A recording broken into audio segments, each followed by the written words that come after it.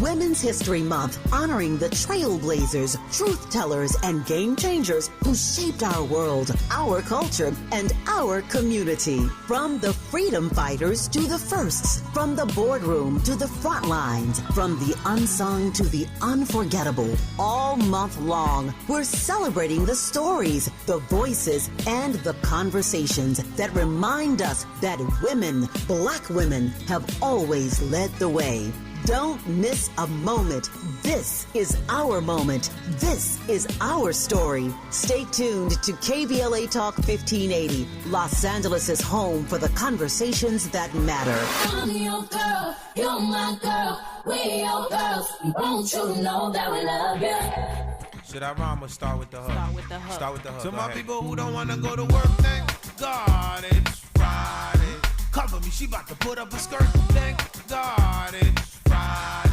Do your mom know you act so berserk? Thank God it's Friday.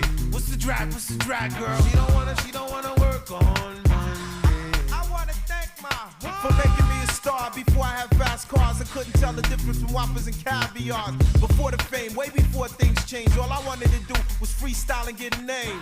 I used to work at the fast food restaurants for minimum wage, dreaming I'm on stage. At 17, I left the house cause my father was a minister and I ain't want the Marvin route. What's going on? Today to sell a song, you need a video with soft porn.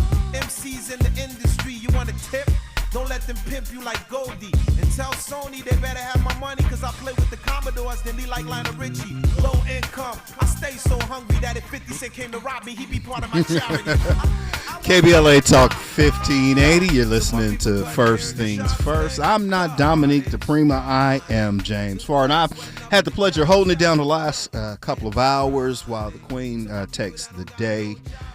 And it is hot, but it is Friday, right on this first day of spring that is quickly feeling like the last day of summer.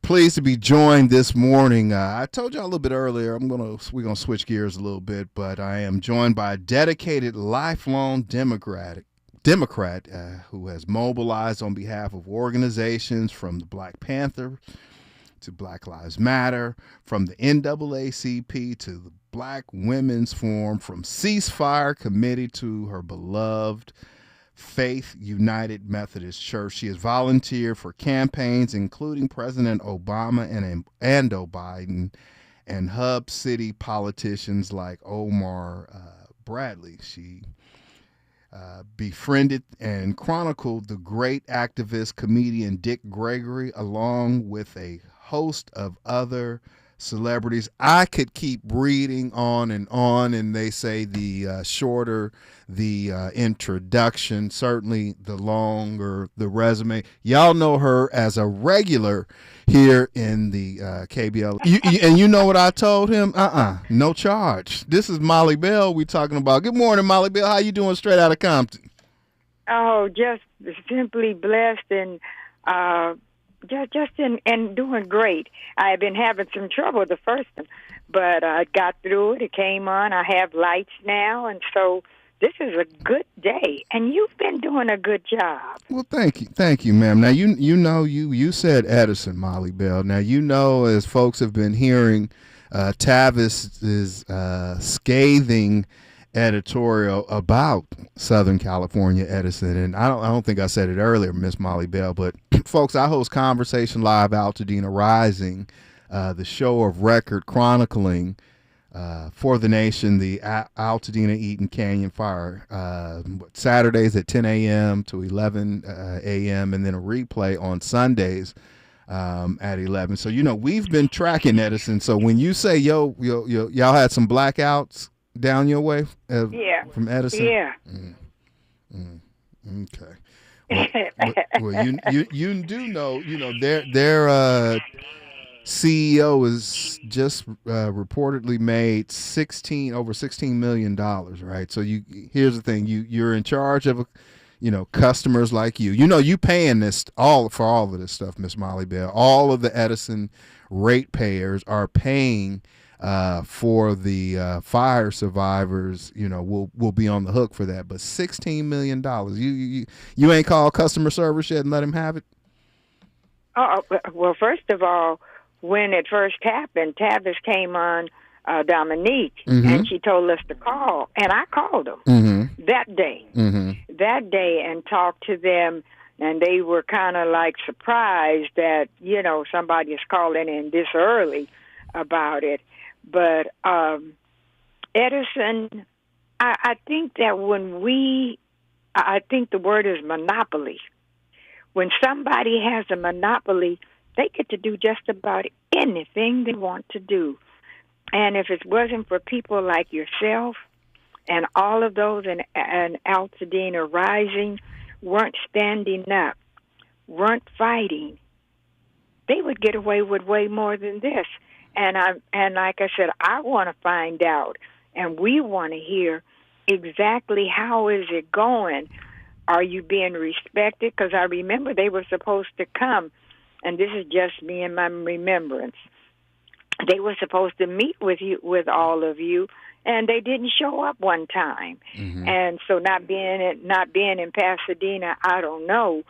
But you've had different ones. I think maybe you had a cousin or an athlete, who was talking about it. You've had things out there at the restaurants and talking about it. And I'm saying that you haven't given up, James. I can't. That's not an option. And to answer your question, I think you were trying to say, are they respecting us? I don't care if Edison respects me or not, right? I could care less if a $16 million a year CEO or his underlings and these highly paid executives who sit in a ivory tower and corporate suites over in Rosemead. I don't care if they respect me, right?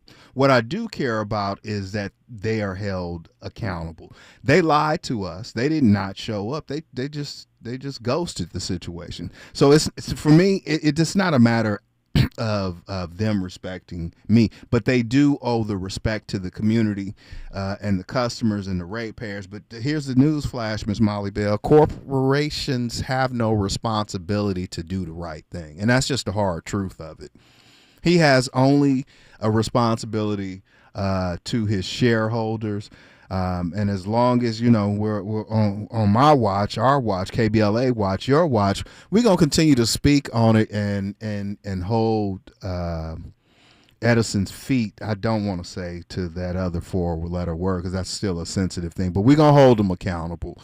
Miss Molly Bell, what we're going to do today, when we come forward, I want to talk with you, get a little bit into, I get to get curious with you, right? And but first I want to talk more about the Cesar Chavez, Dolores Huerta, and those three courageous, brave women who shared their stories with the New York Times. And you've lived a well-lived life, and you've seen some things. And just reading your resume, I want to get your reaction to everything. Can we do that when we come forward, Miss Molly Bell?